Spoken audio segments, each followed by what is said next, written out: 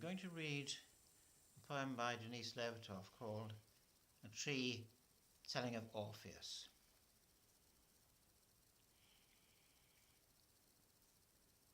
White dawn,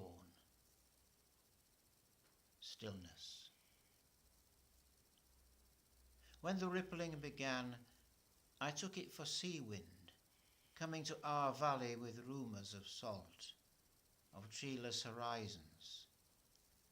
But the white fog didn't stir. The leaves of my brothers remained outstretched, unmoving. Yet the rippling drew nearer. And then my own outermost branches began to tingle, almost as if fire had been lit below them, too close, and their twig tips were drying and curling. Yet I was not afraid, only deeply alert. I was the first to see him, for I grew out on the pasture slope beyond the forest.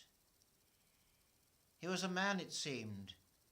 The two moving stems, the short trunk, the two arm branches, flexible, each with 5 leafless twigs at their ends. And the head that's crowned by brown or gold grass, bearing a face not like the beaked face of a bird, more like a flower's. He carried a burden made of some cut branch bent while it was green, strands of a vine tight stretched across it.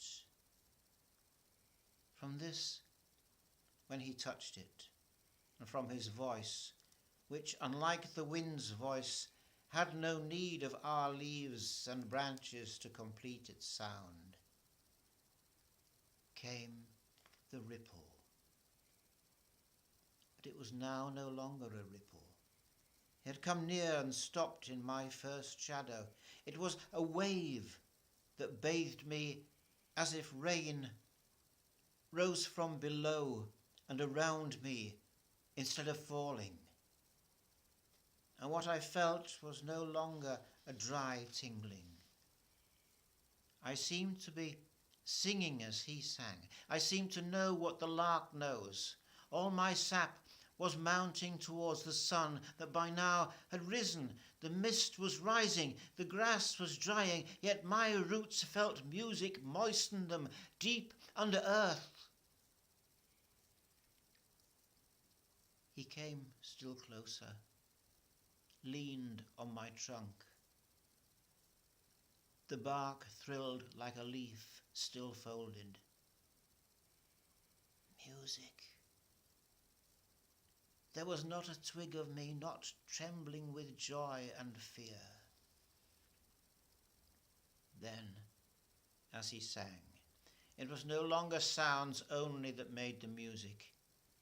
He spoke, and as no tree listens, I listened, and language came into my roots, out of the earth, into my bark, out of the air, into the pores of my greenest shoots, gently as dew. And there was no word he sang, but I knew its meaning. He told of journeys, of where sun and moon go while we stand in dark, of an earth journey he dreamed he would take some day, deeper than roots. He told of the dreams of men, wars, passions, griefs, and I, a tree, understood words. It seemed my thick bark would split like a sapling's that grew too fast in the spring when a late frost wounds it. Fire, he sang, that trees fear, and I, a tree, rejoiced in its flames. New buds broke forth from me, though it was full summer. as though his lyre, now I knew its name, were both frost and fire. Its chords flamed up to the crown of me. I was seed again. I was fern in the swamp. I was coal. At the heart of my wood, so close I was to becoming man or a god, there was a kind of silence, a kind of sickness, something akin to what men call boredom, something. The poem descended a scale, a stream over stones, that gives to the candle a coldness in the midst of its burning, he said. It was then when, in the blaze of his power that reached me and changed me, I thought I should fall my length, that the singer began to leave me, slowly move from my noon shadow to open light, words leaping and dancing over his shoulders back to me, rivery sweep of lyre tones becoming slowly again ripple.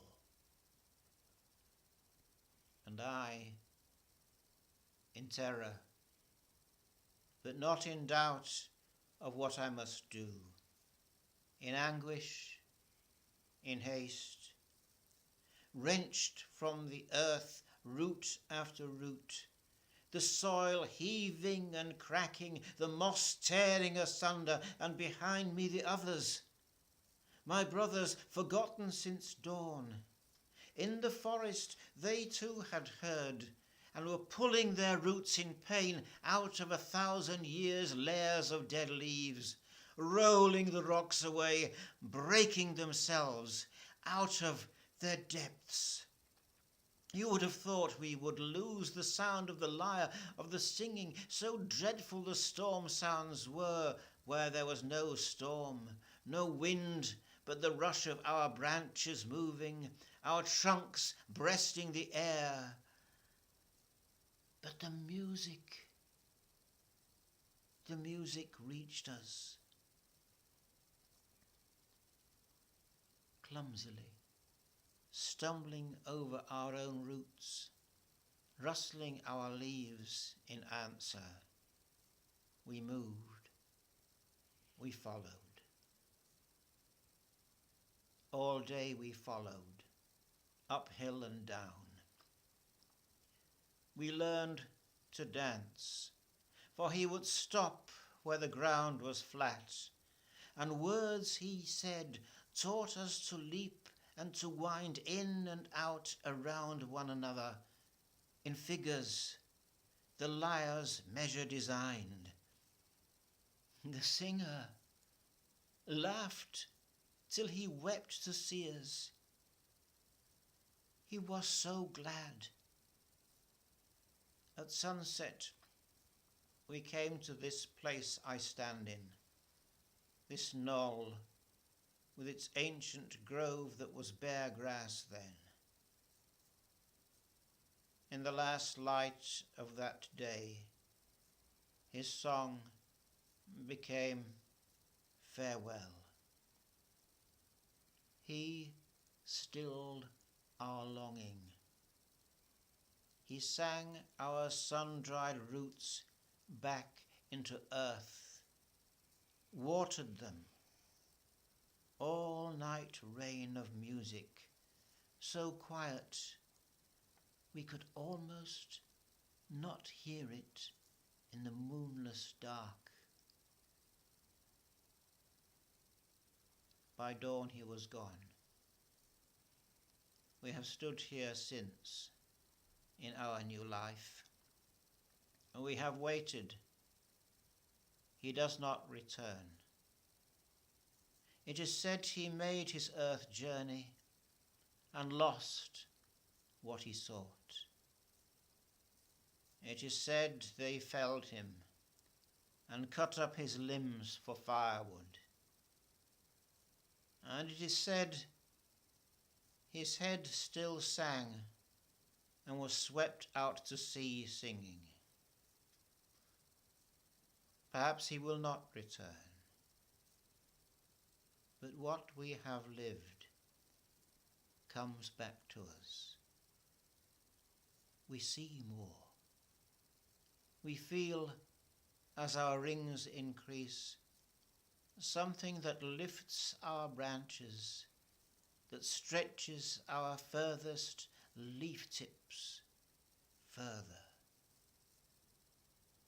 The wind, the birds, do not sound poorer, but clearer, recalling our agony and the day we died.